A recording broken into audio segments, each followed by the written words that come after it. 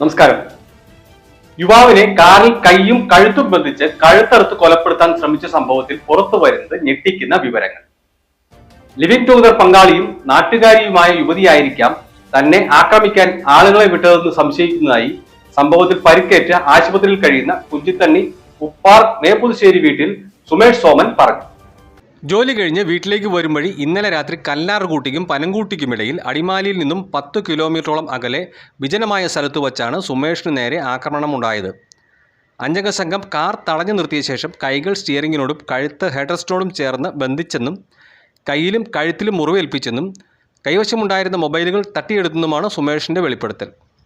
ഇന്നു പുലർച്ചെ ഇതുവഴിയെത്തിയ വാഹനത്തിലെ ഡ്രൈവറാണ് കാറിൽ ബന്ധിക്കപ്പെട്ട നിലയിൽ സുമേഷിനെ കണ്ടെത്തിയത്.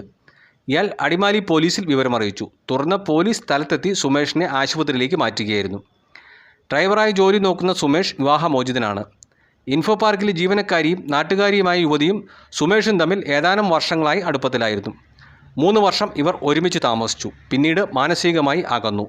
ഇതോടെ ഒരുമിച്ചുള്ള താമസവും മതിയാക്കി.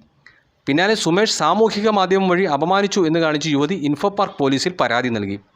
താൻ താമസിക്കുന്നത് രാജാക്കാട് പോലീസ് സ്റ്റേഷൻ പരിധിയിലാണെന്നും അതിനാൽ പരാതിയിലെ അന്വേഷണം ഇവിടേക്ക് മാറ്റണമെന്നും സുമേഷ് ആവശ്യപ്പെട്ടതായുള്ള വിവരങ്ങളും പുറത്തു വന്നിട്ടുണ്ട്.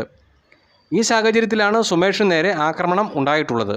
സംഭവത്തിൽ വധശ്രമം അടക്കമുള്ള വകുപ്പുകൾ ഉൾപ്പെടുത്തി അടിമാലി പോലീസ് കേസെടുത്തു. സുമേഷിൻ്റെ ലിവിംഗ് ടുഗദർ പങ്കാളിയായ യുവതിയിൽ നിന്നും പോലീസ് മൊഴി രേഖപ്പെടുത്തിയതായിട്ടാണ് സൂചന. എപ്പോൾ മലയാളം, അടിമാലി.